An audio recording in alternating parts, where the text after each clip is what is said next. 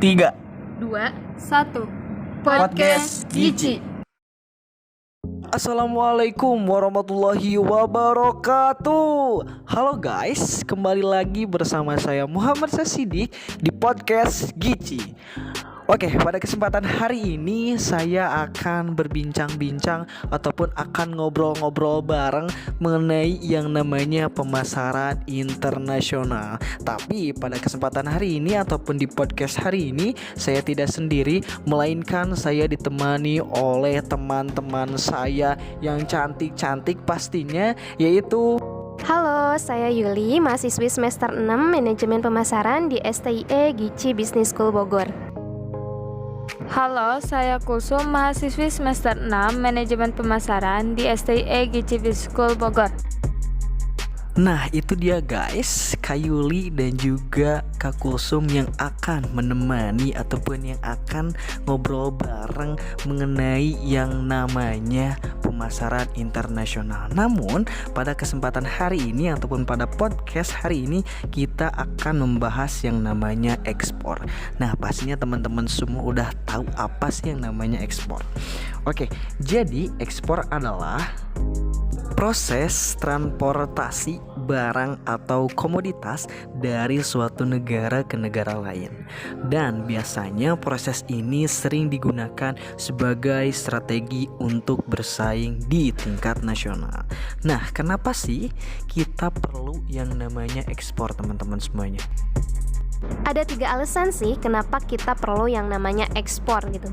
Kita ambil contoh produknya Coca-Cola nih misalnya ya. Alasan yang pertama yaitu untuk memperluas penjualan. Jadi gini, Coca-Cola kan dia minuman soda yang asalnya dari Atlanta. Dan orang yang haus itu cenderung memilih minuman yang dingin dan berkarbonasi. Contohnya air soda tadi. Oke, jadi yang pertama untuk memperluas penjualan. Nah, apa alasan berikutnya kenapa Coca-Cola perlu melakukan ekspor? Selain untuk memperluas penjualan, alasan kedua yaitu diversifikasi penjualan. Maksudnya, salah satu strategi Coca-Cola adalah botolisasi Coca-Cola. Jadi, ketika di era 80-an, Coca-Cola ini disajikan dalam bentuk gelas yang dituangi oleh sirup, lalu dijual di gerai soda demi penjualan yang efektif jadinya.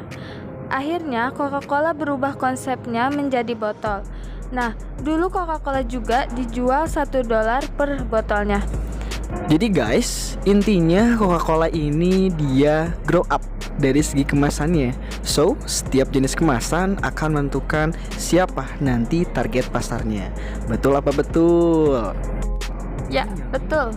Yang terakhir guys, why Coca-Cola perlu melakukan yang namanya ekspor? Yang terakhir yaitu untuk mendapatkan pengalaman. Di Indonesia sendiri, Coca-Cola merupakan produsen dan distributor minuman non-alkohol siap minum terkemuka yang telah beroperasi di Indonesia sejak tahun 1092. Wajar aja sih Coca-Cola betah bertahan di Indonesia. Pangsa pasar yang menjanjikan, tingginya tingkat konsumsi masyarakat Indonesia, itu jadi pertimbangan logis untuk meningkatkan produksi. Bahkan Coca-Cola itu nggak tanggung-tanggung gitu. Dana triliunan rupiah digelontorkan buat nambah jumlah produk andalannya. Alright.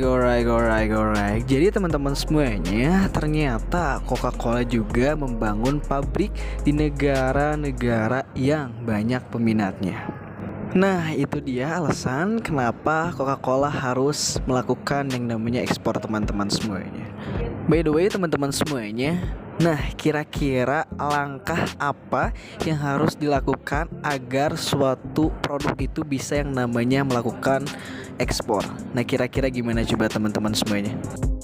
Langkah-langkah suatu produk agar bisa ekspor tuh gimana aja sih? Nah, yang pertama adalah identifikasi pasar yang potensial.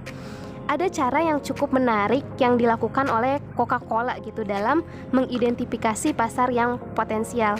Jadi dulu saat Perang Dunia Kedua antara Amerika Serikat dan Uni Soviet, Coca-Cola itu menyertai pasukan Amerika Serikat. Coca-Cola membuka pabrik dan memasok kebutuhan pasukan Amerika Serikat. Nah, ada salah satu tokoh dari Uni Soviet yang nyobain Coca-Cola terus dia langsung jatuh cinta gitu sama rasanya yang manis. Nah, ini jadi salah satu alasan kenapa Coca-Cola disukai banyak orang di seluruh dunia, khususnya negara yang mengalami musim panas gitu, tak terkecuali Indonesia. Jadi, Coca-Cola memperluas penjualannya ke seluruh dunia. Nah, itu asal mula si Coca-Cola ini dia masuk ke Uni Soviet. Wah gila sih, ternyata Coca-Cola keren banget ya. Jadi kayak peribahasa, teman-teman tahu nggak peribahasanya, kayak sambil menyelam minum air. Nah, setelah kita melakukan identifikasi pasar potensial, kira-kira selanjutnya apa nih?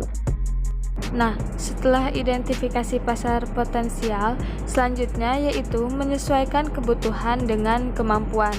Jadi, ketika kita dapat orderan, harus sesuai dengan kemampuan kita di dalam menyediakan jumlah produk yang diinginkan.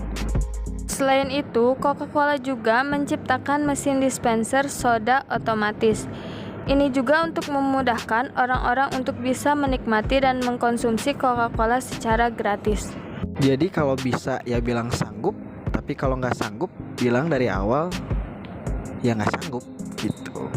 Jadi itu tergantung kemampuan kita masing-masing, teman-teman semuanya. Betul apa betul? Yang terakhir dari langkah-langkah ekspor yaitu dengan mengadakan pertemuan. Nah, contohnya nih si Coca-Cola dia memanfaatkan momentum tertentu. Waktu itu Piala Euro tahun 2004. Nah, dia jadi sponsor di Piala Euro tahun 2004. Jadi dengan memanfaatkan event berskala nasional maupun internasional. Alright, teman-teman semuanya, perlu diketahui ternyata Coca-Cola ini dalam ekspor termasuk ke dalam ekspor langsung dengan perwakilan penjualan. Jadi dia banyak buka cabang di negara-negara lain seperti itu.